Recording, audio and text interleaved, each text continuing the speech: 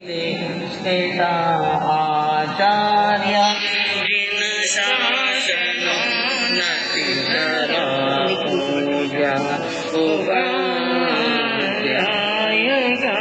श्री सिद्धांत सुपाठका मुनिवररत्नत्रयादातिका पंचैते परमेष्टिनं प्रतिदिनं कुर्वन्तु नो मङ्गलम् अमङ्गलं भगवान् वीरो मङ्गलं गौतम प्रभु मङ्गलं सूर्यभद्राद्या जैनधर्मोऽस्तु मङ्गलम् अज्ञानतिमिरान्धस्य ज्ञानाञ्जनशलाकया चक्षुरुन्मिलितं येन तस्मै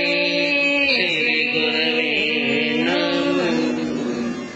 सर्वेषु मैत्री गुणेषु प्रमोदं क्लेशेषु जीवेषु कृपापरत्वं मार्गदर्शनं विपरीतकृतौ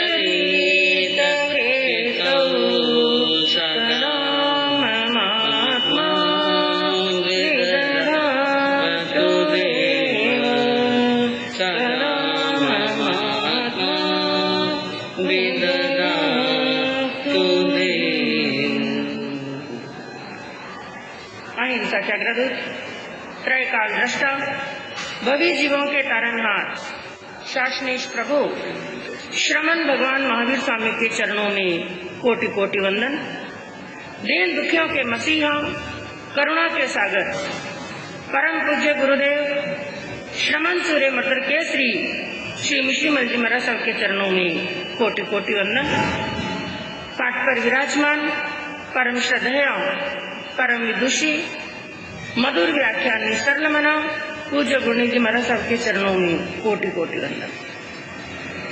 धर्म प्रेमी बंधुओं, शीलवती माताएं बहनों, आपके सामने वर्णन चल रहा है श्रीमद् अंतकृत दशांग सूत्र के माध्यम से पंचम वर्ग के अंदर पहले अध्ययन का, जिसके अंदर आपने वर्णन श्रवण किया जब कृष्ण वासुदेव ने भगवान अरिष्ट नेमिनाथ के समक्ष एक प्रश्न किया कि हे प्रभु, काल का अवसर आने पर काल करके मैं कहाँ पर जाऊंगा।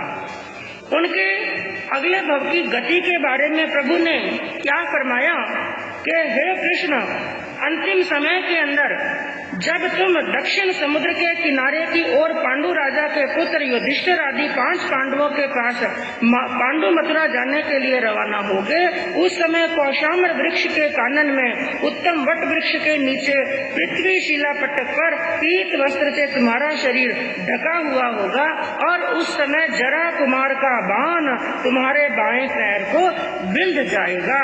तब काल मास में काल करके तुम तीसरी बालुका प्रभा नाम की तीसरी पृथ्वी के ऊपर जन्म लोगे।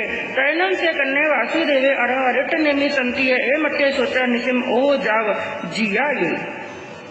जब भगवान के मुखार बिंद से इस प्रकार के शब्दों का उन्होंने श्रवण किया, इस प्रकार की भविष्यवाणी को श्रवण किया, तो ऐसी बात सुनकर के श्री कृष्ण वासुदेव आर्त ध्यान ध्याने लगे। आर्त ध्यान में आ गए। कन्नाई अरहा रित नेमी कन्नम वासुदेवम एवं वयासी मानम तुमम देवानु प्रिया ओहे जाव जियाई एवं खलु तुम देवानु प्रिया तच्चाओ कुड्डवियो उज्जी लाओ नरियाओ अनंतरम उवट्टित्ता इहेव जम्बू दिवे दिवे भारे वासे आग में साये उसप्पी निये कुंडेशु जन्वेशु साये दुआरे नयरे वार समय हम में नामम अरहा भविष्य तत्कनम तुमम बहु इम्बासाई केवली परियागम कौनिता सिज्जी हसी। जब श्री कृष्ण वासुदेव को आर्त ध्यान करते हुए देखा तो अरिष्ट नेमिनाथ भगवान ने श्री कृष्ण वासुदेव को संबोधित करते हुए कहा हे कृष्ण, हे देवानुप्रिय, तुम किसी प्रकार की चिंता मत करो, तुम आर्त ध्यान भी मत करो।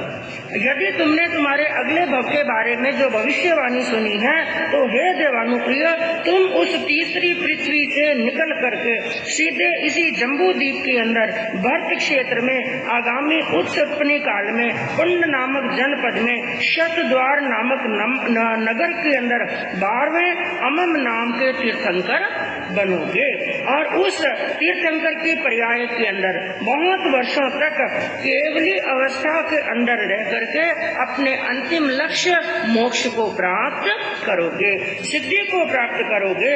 तैनम से गन्ने वासुदेवे अरह अरिट नेमिस अंतिये ए मट्टम सोचा निसिम हट्ट तुट्टे अफोडिता वग्गईता ती वयम चिन्नम चिन्निता सिंहनायम करई करिता अरहम अरिट नेमि वंदई नमसि वंदिता नमम सिता तमेव अभिषेकम हत्तिरैनम दुर्हे दुर्हिता जेने बाहिरिया वट्ठन साला जेनेव सय सिंहासने तेने उवा गच्छिता सिंहासन वरंसी पुरत्था भी मूल्य निशीता कोडम्बीय पुरुषे सदा वही सदाविता एवं बयासी। तत्पश्चात भगवान के मुखार बिंद से इस प्रकार की भविष्यवाणी को श्रवण करके, यानी 12वें तीर्थंकर अमम नाम के तीर्थंकर बनेंगे।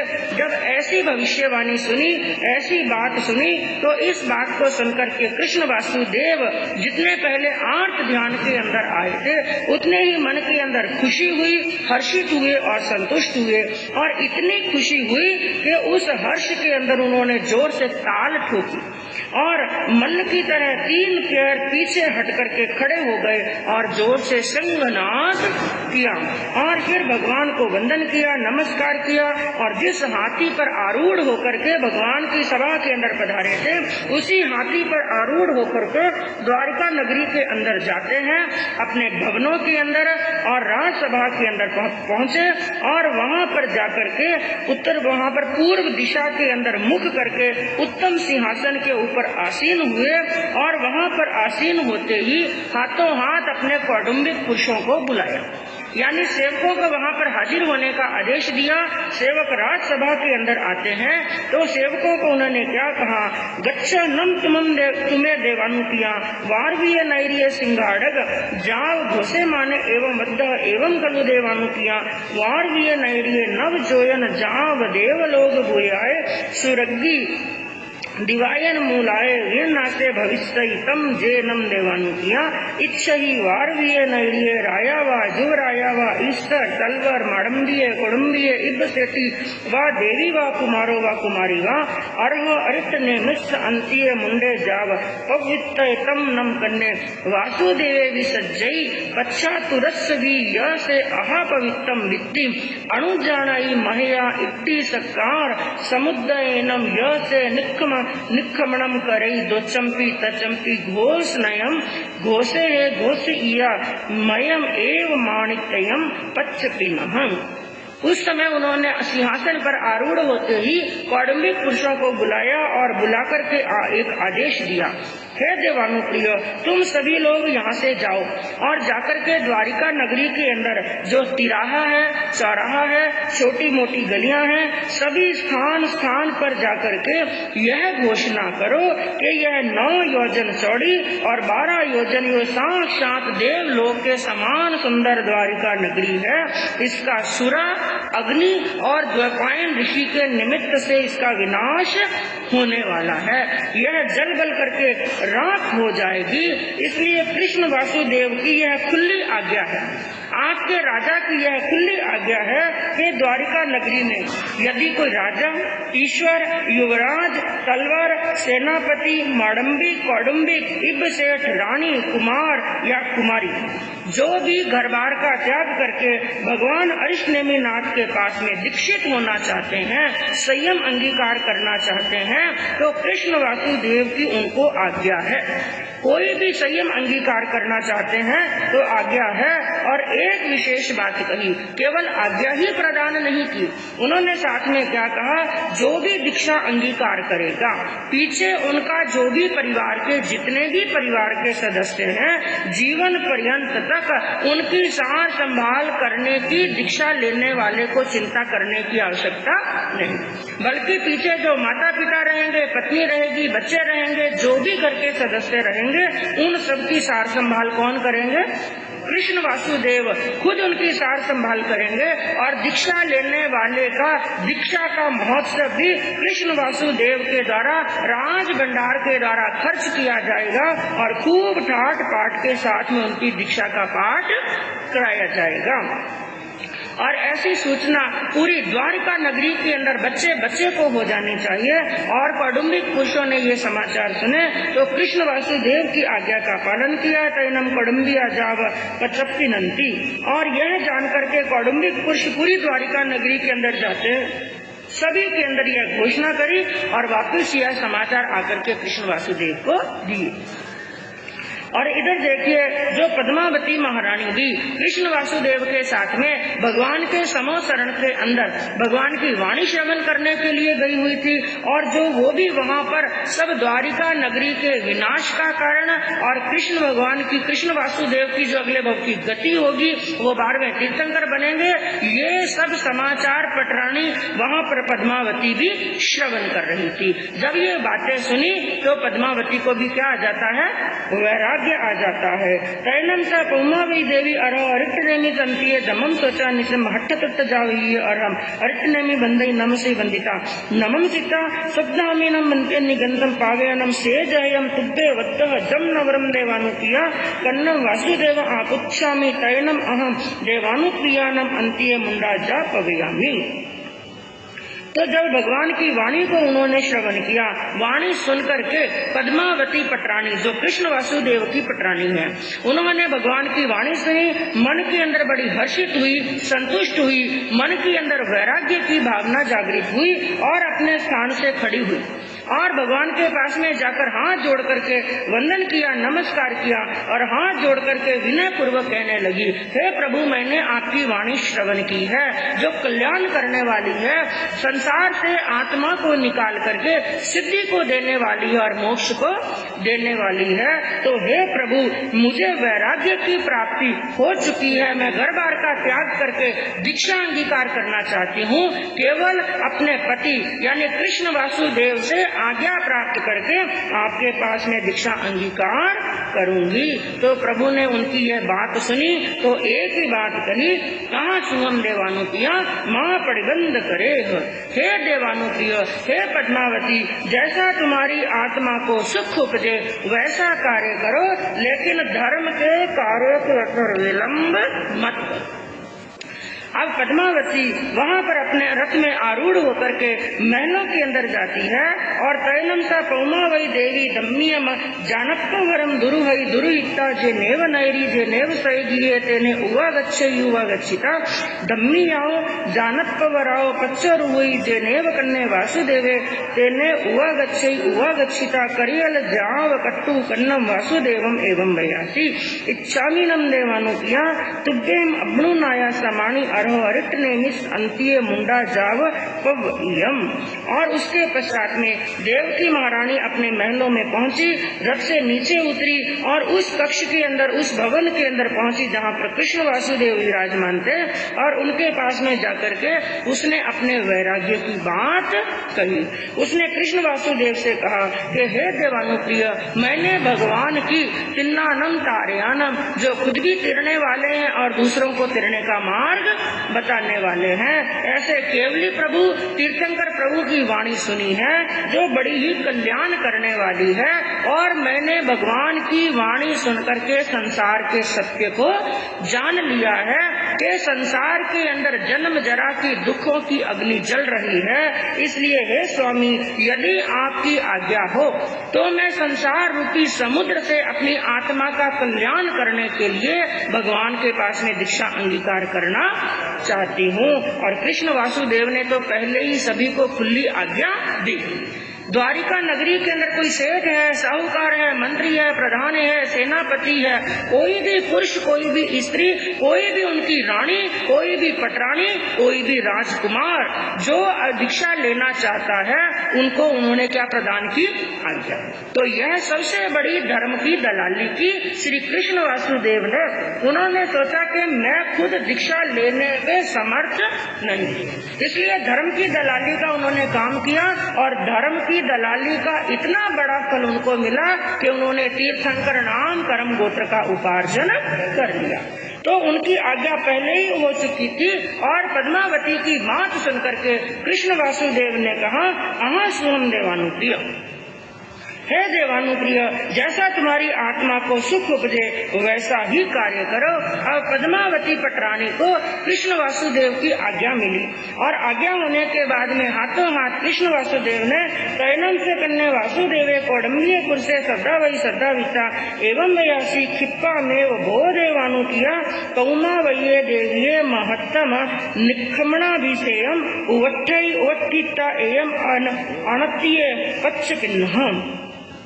तब कृष्ण वासुदेव ने हाथों हाथ अपने कौटुंबिक पुरुषों को, सेवकों को वहाँ पर बुलाया और बुलाकर के कहा, हे देवानुप्रिय, पद्मावती महारानी जो दीक्षा अंगीकार करना चाहती है तो पहले इनके दीक्षाभिषेक की तैयारी करो। यानी पूर्ण ठाट और पाठ के साथ में पद्मावती का दीक्षाभिषेक होगा और उसके लिए जो भी तैयारी चाहिए वो तैयारी करो और तैयारी होने के बाद में वापस मेरी आज्ञा मुझे लौटाओ। तो कौटुंबिक पुरुषों ने एयन थे कौडम्बिया पुरुषा जाब पक्ष पिनंती। कौटुंबिक पुरुषों ने दीक्षाभिषेक के लिए जो जो तैयारी चाहिए सब तैयारियां करके वापिस आकर कृष्ण वासुदेव को समाचार दिए। और उसके बाद में तैनम से कन्या वासुदेव पहुमा वही देवी पट्टयंसी दुरुहई दुरहिता अट्ठसैनम सवर्ण कल स्नानम जाव निक्कमणाभिषेयम अभिषेचई। अब कृष्ण वासुदेव ने पद्मावती महारानी को एक बड़े सुंदर पाट के ऊपर बिठाया और पाट पर बिठा करके 108 सोने के कलश जिनके अंदर पवित्र स्थानों का जल भरा हुआ था, उन 108 सोने के कलशों के द्वारा महारानी का निष्क्रमण अभिषेक किया, यानी उनको अभिषिक्त किया। अभिसिंचिता सब अलंकार विभूषियम करे करिता पुरुष सहस्रवाहिनी शिवियम दुरावे दुर्हावेता वारवीय नैरिये मध्यम मध्यनम निगच्छे निगच्छिता जेनेव रेव ये पव्व ए जेनेव सह संभवन्ने उज्जाने तेने उवागच्छे उवागच्छिता शिवियम ठवे ठविता पौमा वयम देवीम सियाओ पच्चो रुहई पच्चो रोहिता जेनेव अरह अरिट नेमी तेने उवागच्छे उवागच्छिता अरहम अरिट नेमिम तिखुतो अयाहिनम पयाहिनम करई करिता वंदई नम से वंदिता नमः पुत्र। और अभिषेक करने के बाद में पद्मावती रानी को सभी प्रकार के अलंकारों से विभूषित किया गया, यानी तरह तरह के उनके शरीर के ऊपर अलंकार गहने पहनाए गए और फिर एक ऐसी पालकी मंगाई, यानी अब भगवान के समो शरण के अंदर भगवान के चरणों के अंदर पद्मावती को लेकर के जाना है और उनको ले जाने के लिए उनको बिठाने के लिए एक पालकी मंगाई गई जिसका शास्त्रों के अंदर वर्णन चलता है। जब बड़े ठाट और पाठ के साथ में किसी की दीक्षा होती है तो दीक्षार्थी को बड़ी पालकी के अंदर बिठाते हैं और उस पालकी की क्या विशेषता होती है जिसको कहते हैं सहस्रवाहिनी। ऐसी पालकी जिनको 1, 2, 10, 20 और 100 नहीं बल्कि कितने पुरुष 1000 पुरुष मिलकर के जिस पालकी को उठाते हैं, ऐसी ही पालकी मंगाई गई और उस पालकी के अंदर पद्मावती महारानी को बिठाया गया और उनका नाम का जय जयकार करते हुए, जय जयकार का घोष करते हुए द्वारिका नगरी के बीचों बीच होते हुए जहाँ पर रेवतक नाम का यानी गिरनार नाम का पर्वत था और जहाँ पर सहस्त्र वन का नामक का उद्यान था, वहाँ पर उनकी पालकी लेकर के गए और वहाँ पर पहुँचने के बाद में पालकी रोकी गई। पालकी से महारानी नीचे उतरती है और उतर करके भगवान अरिष्ट नेमिनाथ के समक्ष पहुँची वहां पर पहुंच करके भगवान को वंदन किया, नमस्कार किया, 3 बार आदक्षिणा दी और प्रदक्षिणा दी। और वंदन, नमस्कार, आदक्षिणा, प्रदक्षिणा होने के बाद में श्री कृष्ण वासुदेव ने हाथ जोड़ करके प्रभु से एक निवेदन किया। उन्होंने कहा, एस न मनते मम अग्गमहिषी कौमा वही नामम देवी मम इट्ठा कंता पिया मनुन्ना मनामा अभिरामा जाव कि मंग पुग पासन याय तन्नम अहम देवानु प्रिया शिष्यनी विक्रम दलयामी परीक्षन्तु नम देवानु प्रिया शिष्यनी विक्रम अहास्वयं। उन्होंने कहा, हे भगवान, यह मेरी पटरानी पद्मावती देवी है, जो मुझे बड़ी ही प्रिय है, बड़ी ही मनोज्ञ है, अतिशय मनोहर है, बड़ी अभिराम है, बड़ी ही सुंदर है, बड़ी आज्ञा का पालन करने वाली स्वरूपवती है। और अब इसका दर्शन भी बड़ा दुर्लभ, क्योंकि पटरानियां जो पर्दे के अंदर रहती थी, उनका मुख देखना भी सामान्य मनुष्य के लिए क्या होता था, बड़ा दुर्लभ होता था, जिसके दर्शन करना भी बड़ा दुर्लभ कार्य है। लेकिन हे प्रभु, अब मैं इस देवी को यानी अपनी पटरानी पद्मावती को आपके समक्ष शिष्यनी भिक्षा के रूप के अंदर आपको समर्पित करता हूँ, जिसने बड़े सुखों के अंदर और बड़ी कोमलता के साथ में अपने जीवन को व्यतीत किया है, जिसने कभी दुख का सामना नहीं किया है। लेकिन अब जो यह मार्ग है बड़ा कंटकीर्ण मार्ग है, जो सहज मार्ग नहीं है, बड़ा कठिन मार्ग है। लेकिन इसने अपनी इच्छा से इन्होंने इस मार्ग को चुना है और कल्याण तक पहुंचाने वाला यह मार्ग है। तो मैं अपनी पटरानी को आपके समक्ष एक शिष्यनी भिक्षा के रूप के अंदर आपको समर्पित करता हूँ। तब भगवान ने फरमाया, अहा सुहम देवानु किया, हे कृष्ण वासुदेव, जैसा तुम्हारी आत्मा को सुख उपजे वैसा कार्य करो। उसके पश्चात में तैनम सा पौमा वही देवी उत्तर पुरीचिम दिशि भागम अवक्कमय अवक्कमिता स्वयमेव आभरणलंकारम उम्मो इत्ता स्वयमेव पंचमुट्टियम लोयम करई करिता जेनेव अर्हा अरिट नेमि तेनेव उवा गच्छिता अरहम अरिट नेमि वंदई नमसि वंदिता नमम सीता एवं वयासी आलित्ते नम मनते लोय पलित्ते नम मनते लोय जाओ रमम माइक। अब इतनी बातचीत होने के बाद में अब पद्मावती महारानी उत्तर पूर्व दिशा के अंदर यानी ईशान कोण के अंदर जाती है और वहां पर जाकर के अपने शरीर के ऊपर पहने हुए आभूषणों को, जो बड़े सुंदर सुंदर आभूषण धारण किए हुए थे, उन सभी आभूषणों को अपने हाथ से उतार देती है। और उसके बाद में वर्णन आता है, आभूषणों को उतारने के बाद में अपने हाथों से अपने केशों का, काले काले सुंदर सुंदर केशों का क्या करती है, लोच करती है।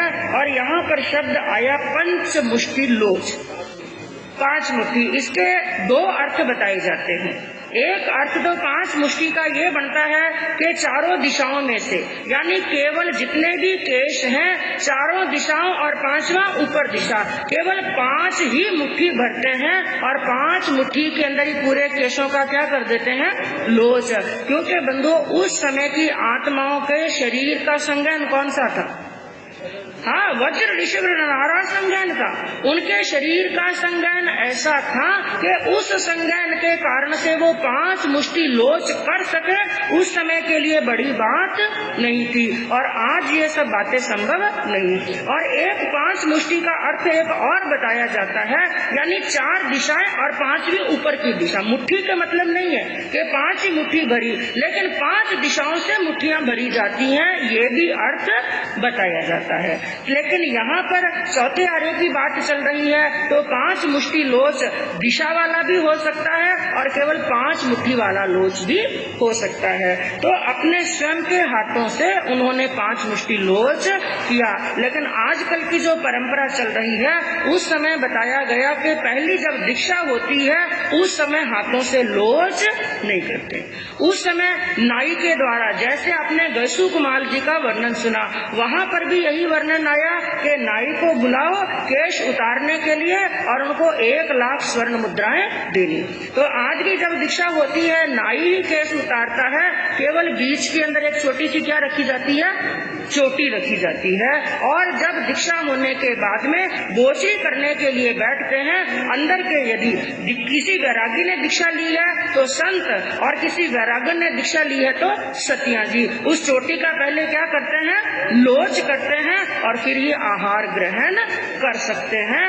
और उसके बाद में जीवन पर्यंत तक साल में 2 लोच बताए गए हैं, एक करते हैं होली पर और एक करते हैं पर्युषण पर्व के अंदर। तो बताया गया कि अपने हाथों से पंचमुष्टि लोच किया और लोच करने के बाद में भगवान के समीप पहुंची और वहां पर पहुंच करके भगवान को वंदन किया, नमस्कार किया और फिर हाथ जोड़ करके प्रभु के समक्ष उन्होंने निवेदन किया, हे प्रभु यह संसार जन्म जरा मरण और रोग आदि के दुखों से जल रहा है, चारों तरफ से यह अतिशय जल रहा है, इसलिए हे प्रभु इस अग्नि से बचने के लिए मैं आपकी शरण में आई हूँ। केवल आपकी वाणी, आपका मार्ग ही ऐसा मार्ग है जो जन्म जरा मरण और रोग के दुखों से छुटकारा दिला सकता है। तो इसलिए हे प्रभु मेरी आत्मा के कल्याण करने का मार्ग मुझे प्रशस्त कीजिए। और ऐसा होने के बाद में भगवान ने जब पद्मावती के मन की भावना सुनी तो आप मुझे दीक्षा प्रदान कीजिए ऐसा जान करके तैनम अरहारित नेमी पौमा वैम देवी स्वयमेव पव्वा वै स्वयमेव जखिनी अज्जाए शिष्य नित्ताय दलियाई तैनम सा जखिनी अज्जा पौमा वैम देवी स्वयमेव पव्वा वै पव्वा बेटा जाव स्वयं यज्ञम। जब उनकी ऐसी भावना सुनी तो कहते हैं भगवान अरिष्ट नेमिनाथ ने पद्मावती देवी को स्वयमेव दीक्षित किया, यानी दीक्षा का पाठ पढ़ाया। और उसके बाद में जो भगवान की इतनी साधनियां थी जिसमें सबसे प्रमुख थी यक्षिणी नामक आर्या। जैसे भगवान महावीर स्वामी के समय के अंदर शिष्याओं में सबसे प्रमुख कौन थी, चंदन वाला जी। तो अरिष्ट नेमिनाथ भगवान के समय थी यक्षिणी नाम की आर्या। तो अब पद्मावती जो साध्वी बन चुकी है उनको यक्षिणी आर्या को शिष्या रूप के अंदर समर्पित कर दिया, उनको प्रदान कर दिया। तब यक्षिणी आर्या ने पद्मावती देवी को स्वयमेव प्रवर्जित किया। यहाँ पर प्रवर्जित करने और दीक्षा का एक ही मतलब समझा जाता है। तो यहाँ पर तात्पर्य क्या हुआ, साधुपना तो जो साधु का वेश है, दीक्षा का पाठ है, वो तो किसने पढ़ाया, भगवान ने। लेकिन दीक्षा लेने के बाद में जो वहाँ पर भगवान की वाणी है उसका उपदेश, यानी जो सद शिक्षाएं हैं वो सद शिक्षाएं किसने दी, यक्षिणी आर्या ने, उनकी गुरणी मैया ने। तो कहा कि यक्षिणी आर्या ने स्वयं में प्रवर्जित किया, यानी आत्मा के हित की शिक्षाएं दी। जैनम सा दक्षिणी अज्जा पौमा वैम देवीम स्वयमेव पव्वा वै पव्वा वेता जाव स्वयं यवन तैनम सा पौमा वै अज्जा जाया इरिया समिया जाव गुप्तबम्बयारिणम तेनम सा पौमा वै अज्जा दक्षिणी अज्जाय अंतिये समायाम एकार्थंगायम अहिजी अहिजिता बहु चौथ छठ छठम दसम दुवाल सेहिम मासब्द मास्वमणेहिम विभिहिम तवकमेहिम अप्पाणम भागे माना विरई। तब वह पद्मावती जो आर्या बन गई, इरिया समिति से युक्त आदि और गुप्त ब्रह्मचर्य को धारण करने वाली बनी। तत्पश्चात पद्मावती आर्या ने यक्षिणी आर्या के समीप सामायिक से लगा करके 11 अंगों का अध्ययन किया और उसके बाद में बहुत से उपवास, बेला, तेला, चौला, पचौला, अर्धमास कामन, मास कामन आदि कई तपस्याओं से अपनी आत्मा को भावित करते हुए विचरने लगे। और पद्मावती आर्या ने पूरे 20 वर्ष तक साधु पर्याय का पालन किया। अंतिम के अंदर 1 मास का संधारा और सलेखना किया, अनशन करके 60 भक्तों का छेदन किया और जिस प्रयोजन के लिए नगन भाव और मुंड भाव को अंगीकार किया था। यहाँ पर 2 प्रकार के भाव बताए, एक बताया नगन भाव और दूसरा बताया मुंड भाव। नगन भाव का अर्थ होता है अहंकार आदि से रहित होना और मुंड भाव का अर्थ होता है मुंडन करना।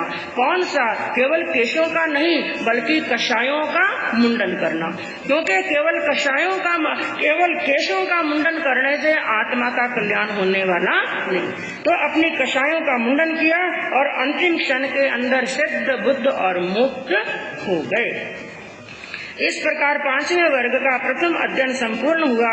उसके बाद में फिर दूसरे अध्ययन के बारे में जम्मू स्वामी ने पूछा। उखे वो भी अध्ययन तेनम कालेनम तेनम समेनम वारवीय नैर्य रेवये पव्वय नंदन वन्य उज्जाने तत्नम वारवीय नैर्य कन्ने वासुदेव राया होता तत्नम कन्न वासुदेव से गौरी देवी वन्नो अरहा रिटने में सम्मदड्डे कन्ने निगय गौरी जहा पौमावी तहा निगया धम्म कहा परिसा पड़ी गया कन्ने भी तय नम ता गौरी यह पौमा वही तहा निकंता जावसिद्धा।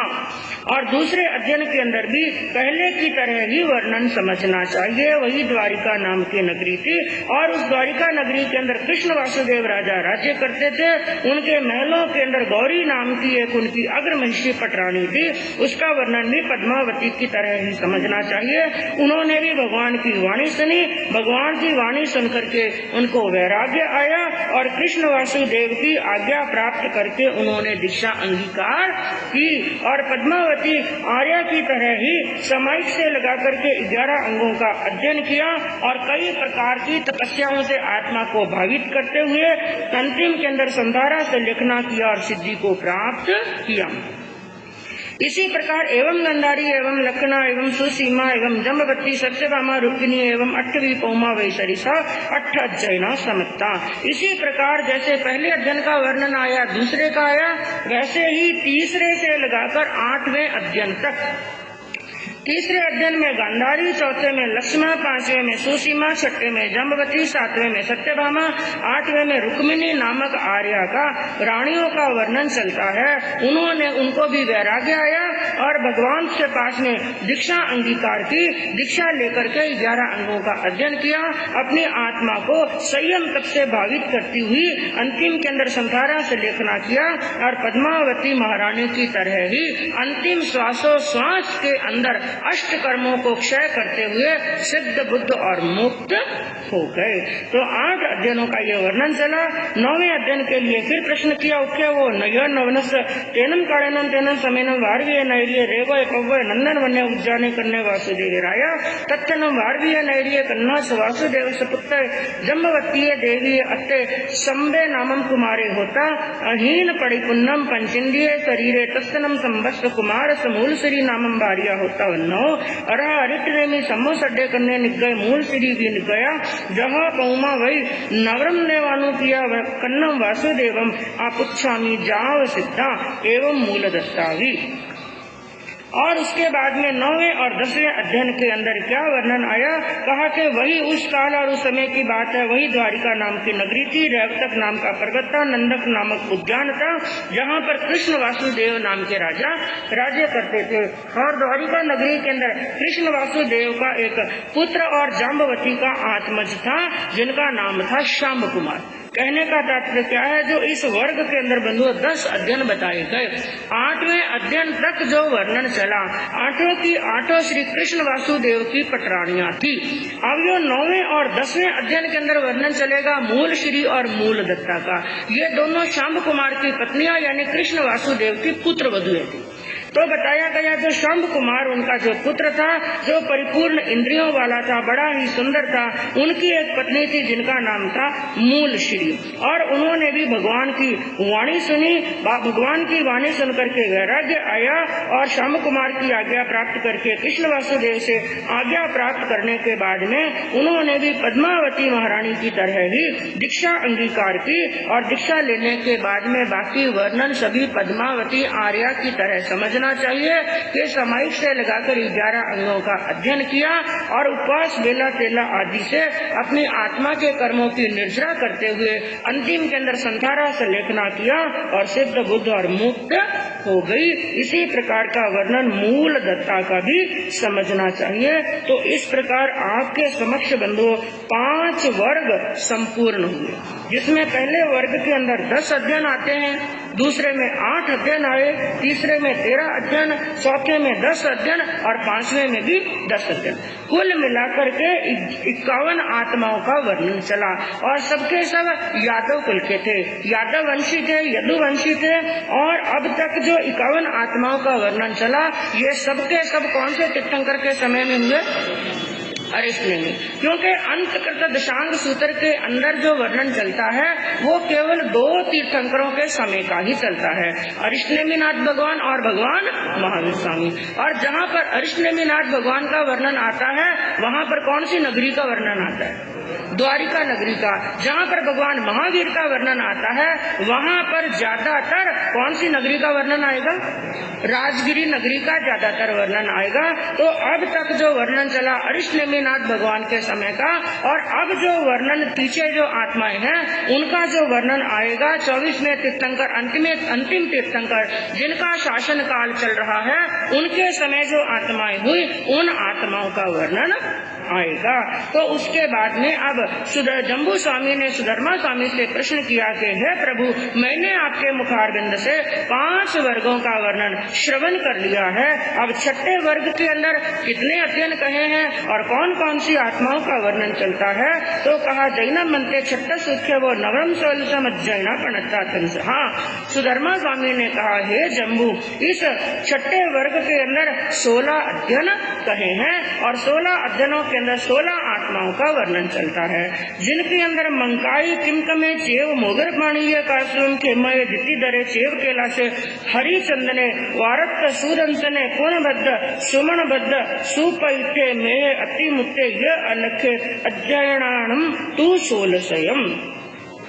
विशेष बात यह है कि यहाँ पर 16 अध्ययन कहे हैं, जिसमें पहले अध्ययन के अंदर मंकाई गाथापति का, दूसरे में किमकम गाथापति का, तीसरे में मुदगर पानी यक्ष यानी अर्जुन माली का, और चौथे अध्ययन के अंदर काश्यप गाथापति का, 5वें में क्षम गाथापति, 6ठे में धृतिधर गाथापति, 7वें में कैलाश गाथापति, 8वें में हरिचंदन गाथापति, 9वें के अंदर वारत्त गाथापति, 10वें में सुदर्शन गाथापति, 11वें में पूर्णभद्र गाथापति, 12वें में भद्र गाथापति, 13वें के अंदर सुप्रतिष्ठ गाथापति, 14वें के अंदर मेघ गाथापति, 15वें में अतिमुक्त कुमार और 16वें अध्ययन के अंदर अलक्ष राजा का वर्णन चलता है। इस प्रकार 5वें वर्ग के अंदर 16 अध्ययन आते हैं। जय 16 अध्ययना पणत्ता पद्मसनम मनते अध्ययन के अट्ठे पनत्ते एवं कलु जम्बू तेनम काड़ेनम तेनम समेनम रायगिये नैरे गुणशीले चेये सेनिये। तो वापी जम्बू स्वामी ने प्रश्न किया है प्रभु, इन 16 अध्ययनों में से पहले अध्ययन के अंदर किसका वर्णन चलता है, किस प्रकार से वर्णन चलता है? तो सुधर्मा स्वामी ने कहा है जम्बू, उस काल और उस समय की बात है, राजगिरी नाम का नगर था। उस काल और उस समय यानी चौथे आर्य की बात है। इस अवसर्पणी काल के चौथे आर्य की बात है। राजगिरी नाम का नगर था, जहाँ पर गुणशील नाम का चैत्य था। चैत्य का अर्थ मंदिर भी होता है। कई पर्यायवाची बताए गए हैं। जहाँ पर भी किसी नगर का वर्णन आता है और वहाँ पर चैत्य का और बाग और बगीचे का वर्णन आता है। तो गुणशील नाम का एक चैत्य था और उस राजगिरी नगरी के अंदर श्रेणिक नाम के राजा का राज्य था। तत्नम मंकाई नामम गाहा वही परिवस्तई अड्डे जाओ अपरिभूये तेनम काड़ेनम तेनम समेनम समने भगवम महावीरे आई करे जाओ गुणशीले जाओ विहरई परिस्ता निकया कैनम से मंकाई गाहा वही इनमें से कहाई लदटे जहाँ पन्नतीये गंग दत्तो तहेव हिमोवी जेठ पुत्रम कड़ुम्बे पुरी सहस्त्र वाहिनी सियाए निकंते जाव अणगारे जाय इरिया समय जाव गुत्तम मयारी। उस राजगिरी नगर के अंदर एक मंकाई नाम का गाथापति रहता था। आगमों के अंदर स्थान स्थान के ऊपर गाथापतियों का वर्णन आता है। और गाथापति किसे कहते हैं? एक नगर के अंदर नगर सेठ की तरह होते थे और उनके आश्रय के अंदर कई मनुष्यों का जीवन चलता था और कई बार वो बिजनेस व्यापार करने के लिए एक गांव से दूसरे गांव, कई गांवों के अंदर जाते थे और उस समय बहुत सारे लोगों को साथ में लेकर, यानी जितनी भी रास्ते के अंदर व्यवस्था होती थी, खाने की, पीने की, रुकने की, सब व्यवस्था किसकी होती थी? गाथापति की। और साथ में चलने वाले लोगों का ना कोई भाड़ा है और ना ही कोई खर्चा है। वो भी उनके साथ में दूसरे गांव तक जा सकते थे और अपनी आजीविका के लिए वहां पर काम कर सकते थे। तो ऐसे गाथापतियों का वर्णन आता है। तो उस राजगिरी नगरी के अंदर एक मंकाई नामक गाथा गाथापति थे बड़े ही रिद्धिमान थे, बड़े ही पराभूत रहने वाले थे और सब लोग उनका मान और सत्कार करते थे। और उस काल और उस समय की बात है, धर्म तीर्थ की आदि करने वाले श्रमण भगवान महावीर स्वामी अपनी शिष्य मंडली सहित राजगिरी नगरी के अंदर पधारते हैं, जहाँ पर गुणशील नाम का चैत्य था। उस चैत्य के अंदर भगवान विराजे और भगवान की चरण वंदना करने के लिए राजगिरी नगरी के लोग, जब लोगों को समाचार मिले तो सभी लोग भगवान की चरण वंदना करने के लिए, भगवान की जिनवाणी को श्रवण करने के लिए परिषद वहाँ पर पहुँचती है। तैनम से मंकाई गहावी में से कहाय लदटे जहाँ पणतीय गंग दत्तो ते इमो भी जट उत्तम कुडुम्बेटा वित्ता पुरिस सस्त वाहिनी है सियाए निकंते जाव अनगारे जाय इरिया सनिय जाव गुत्तम अंबयारी। और मंकाई नामक गाथापति को भी यह समाचार मालूम पड़े, वृतांत मालूम पड़ा कि भगवान का आगमन हुआ है। वे भी बड़े मन के अंदर प्रसन्न हुए, बड़े हर्षित हुए।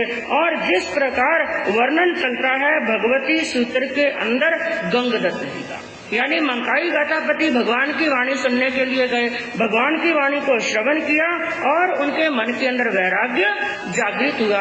उनके मन में वैराग्य आया तो मन के अंदर एक विचार किया, जो भी मेरा व्यापार है, जो भी मेरा कुटुंब है, सबकी सब जिम्मेदारी अपने पुत्र के कंधों पर डाल दूं। तो जैसा भगवती सूत्र के अंदर गंगदत्त जी का वर्णन चलता है, भगवती सूत्र के शतक 15 और उद्देशक 5 के अंदर गंगदत्त जी का वर्णन चलता है, जो भगवान मुनि सूरत के समय के अंदर हुए। उनके पास में भी खूब धन था, संपत्ति थी, विशाल घर और परिवार था और खूब संपत्ति के मालिक थे। लेकिन भगवान मुनि सूरत की वाणी सुनी और गंगदत्त जी को क्या आ गया था? वैराग्य। और उन्होंने अपने बड़े पुत्र के कंधों पर पूरी जिम्मेदारी डाल करके भगवान के पास में क्या ले ली थी? दीक्षा। उसी प्रकार यहाँ पर मंकाई गाथापति का वर्णन आता है। उन्होंने भी अपने बड़े पुत्र के कंधों पर पूरी जिम्मेदारी डाल करके दीक्षा लेने के लिए तैयार हुए। और उनके लिए भी वर्णन आया, जैसे पद्मावती महारानी का वर्णन आया कि उनको सहस्र वाहिनी पालकी के अंदर बिठा करके भगवान के समोसरण में ले जाया गया। उसी प्रकार मंकाई गाथापति के लिए भी 1000 पुरुषों द्वारा वहन करने योग्य पालकी के अंदर उनको बिठा करके भगवान के पास में लेकर के गए और भगवान के समक्ष जाकर के उन्होंने भी दीक्षा अंगीकार की। वो भी 5 महाव्रतधारी, 5 समिति और 3 गुप्तियों का पालन करने वाले गुप्त ब्रह्मचारी अणगार बन गए। तैनम मंकाई अणगारे समनस्त भगवो महावीरस तहारु वाणम तेराणम अंत्य समाई आई 11 संगाई अहिज्जी शेषम जा खंडयस गुण रयनम तवो कमम 16 परियाओ कहे व्यूले सिद्धे। और उसके बाद में कहा गया कि अब मंकाई अणगार बन गए और अणगार बनने के बाद में सामयिक से लगा करके 11 अंगों का अध्ययन किया और बाकी वर्णन जिस प्रकार भगवती सूत्र के अंदर स्कंदक जी का चलता है।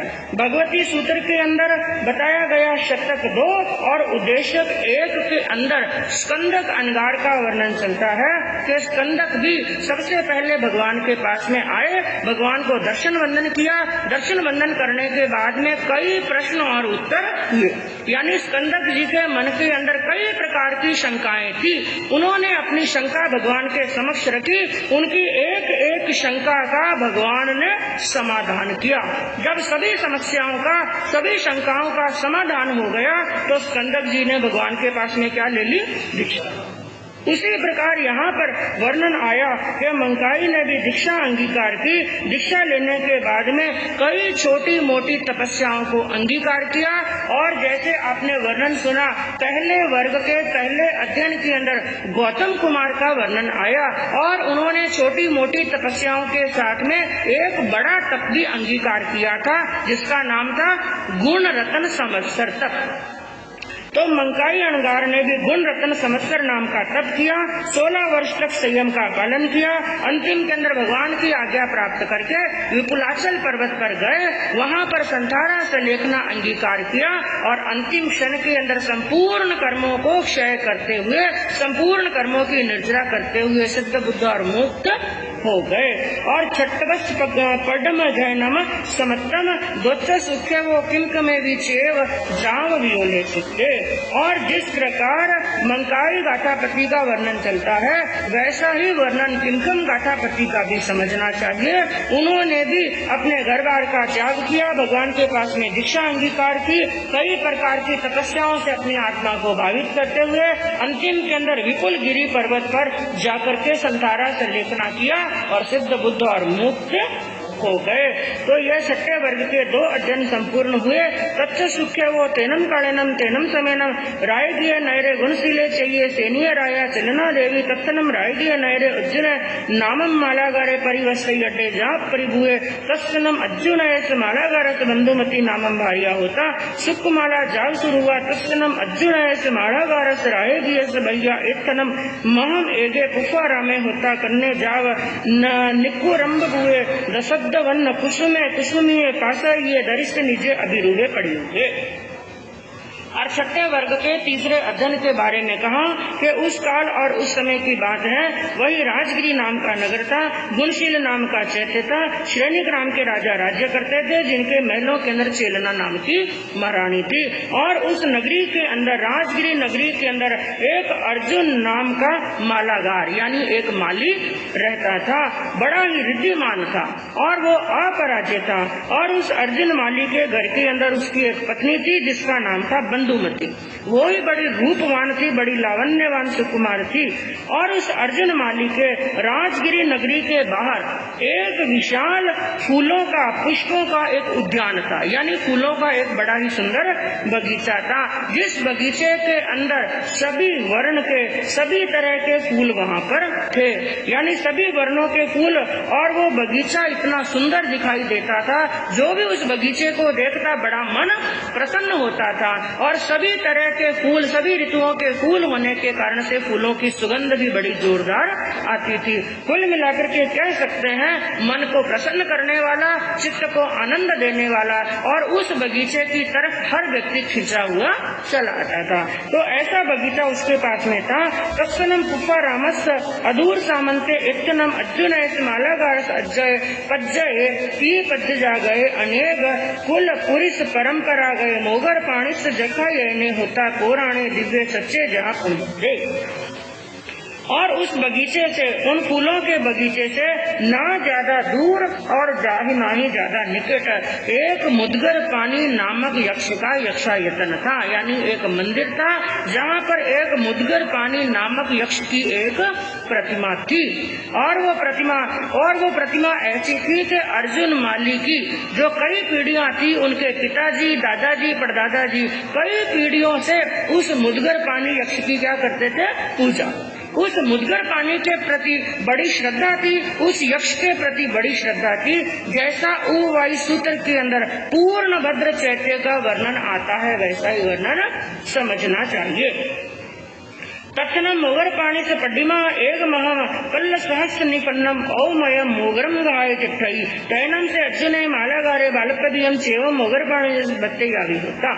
और वो यक्ष, उस यक्ष मंदिर में मुदगर पाणी नामक यक्ष की प्रतिमा थी, जिसके हाथ के अंदर एक पल वजन के लोहे के मुदगर को पकड़ा हुआ था, यानी उस यक्ष का नाम बताया गया मुदगर पाणी। ये 2 शब्दों से मिलकर के बना है। उसको मुदगर पानी क्यों कहते थे? पानी कहते हैं हाथ को। पानी हाथ का एक पर्यायवाची शब्द है पानी। और उसके हाथ के अंदर, यानी जो यक्ष की प्रतिमा थी, और उसके हाथ के अंदर क्या पकड़ा हुआ था? मुदगर। इसलिए प्रतिमा का नाम क्या पड़ गया? मुदगर पानी। उस यक्ष का यही नाम पड़ गया। उसके हाथ के अंदर एक मुदगर पकड़ा हुआ था और जिसका वजन बताया गया 1000 पल। 1000 पल यानी आजकल के वजन के हिसाब से बताया कि 5 रत्ती का एक मासा होता है। 5 रत्ती का एक मासा होता है, 16 मासों का एक सोनैया होता है, 4 सोनैयों का एक पल होता है।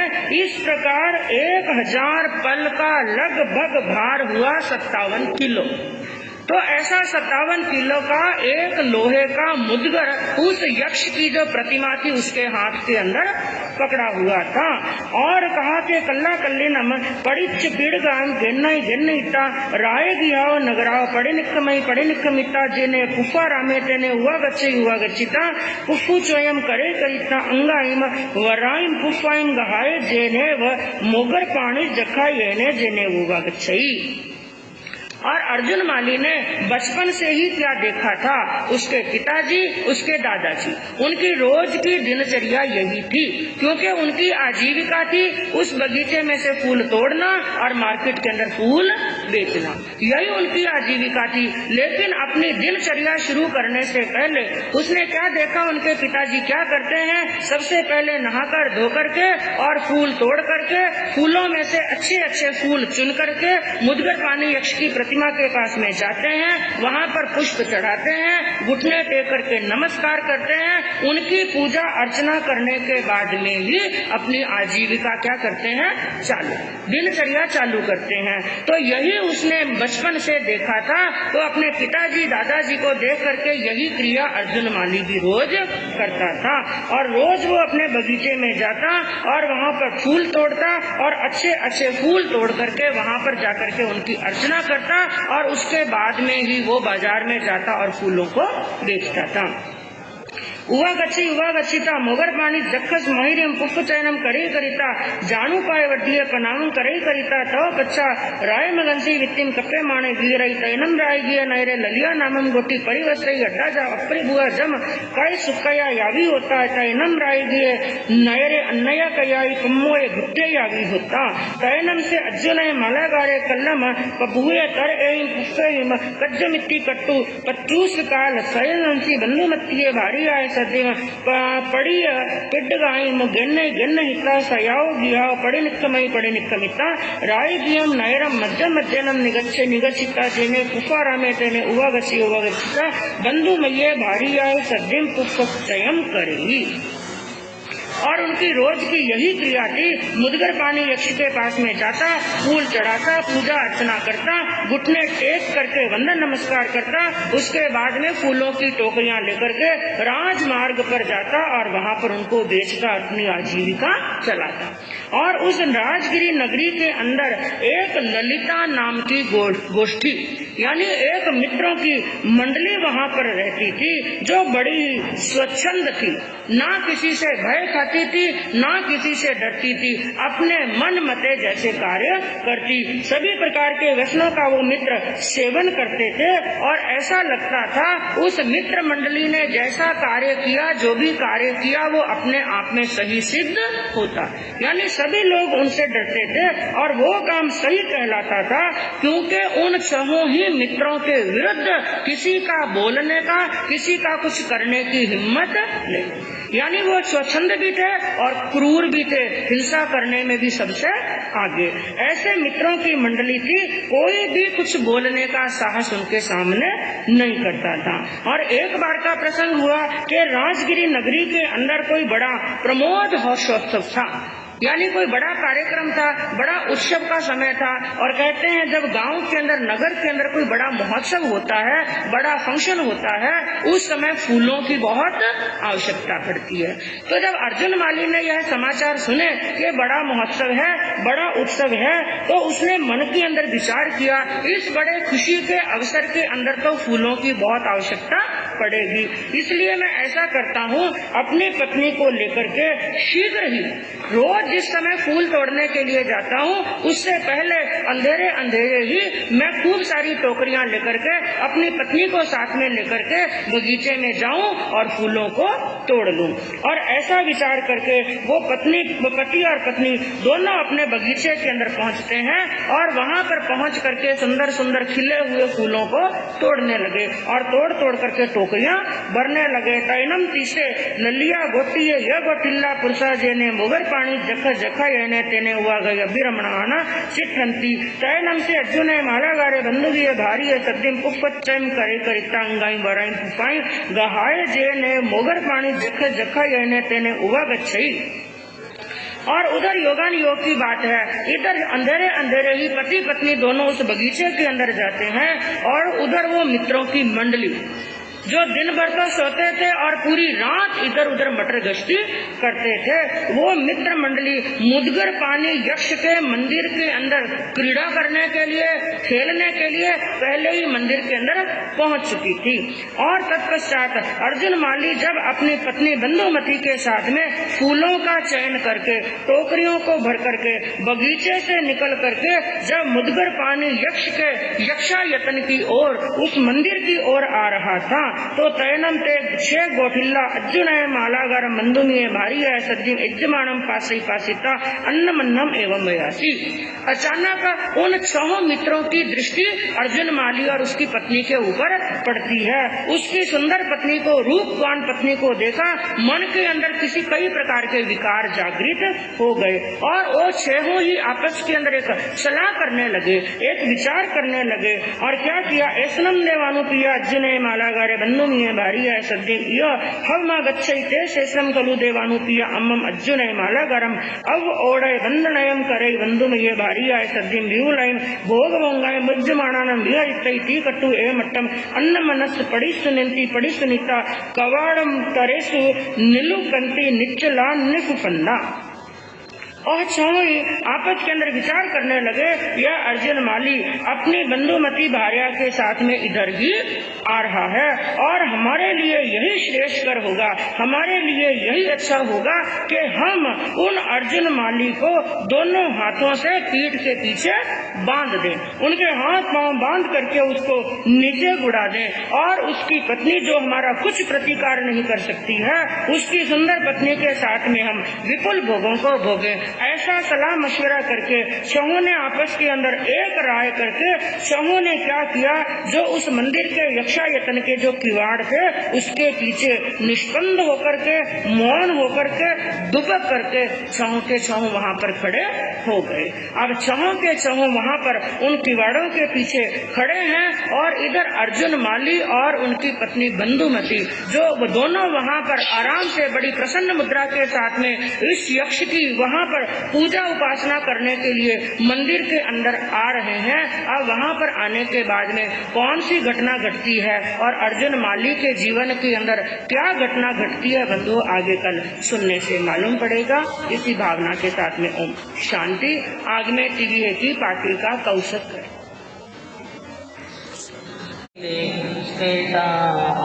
आचार्य